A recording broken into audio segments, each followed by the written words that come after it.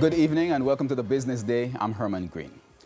The Bank of Jamaica announced today that it will start providing additional information on foreign exchange transactions. The information is to be posted on its website daily. The central bank says the move is intended to foster greater transparency in the operations of the foreign exchange market and improve access to market information. The additional information being provided will be the volume and price for each US dollar transaction of 100,000 US dollars or more. The information will not identify the counterparties to each transaction. CEO of MBJ Airports Limited, Dr. Rafael Echevarne, says financial problems at global travel giant TUI Group and other airport acquisitions could affect its operation. He says MBJ Airport is assessing the likely impact in case the issues escalate. Now, TVJ's Andrew Laidley has the details.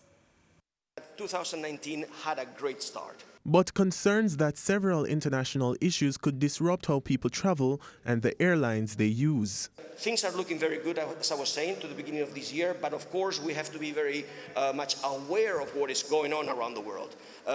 In the financial press today, there were news about TUI actually having some financial problems. We have heard about Thomas Cook, Condor also being up for sale. And also in the news yesterday, we had Air Transat that is being bought by Air Canada. Dr. Echevarne says he hopes the impact on Sangster International Airport will not be far-reaching. We have to fully understand what that means for destinations like Montego Bay. I believe, however, that with the addition of more hotel rooms into the market, then we will be just fine because, you have to get those passengers here somehow.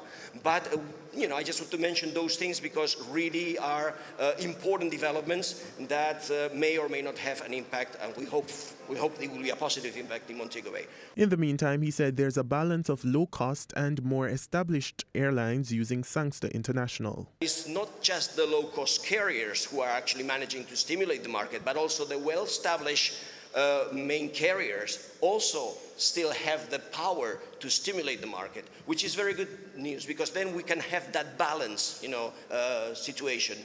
Low cost, stimulating new markets, stimulating those people who wouldn't actually consider flying before, and those mainstream carriers who actually keep on, still bringing passengers into the country.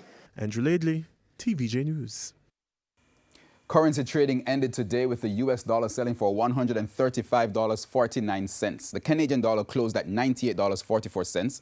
The pound is now selling for $171.66, while the euro closed the day at $152.05.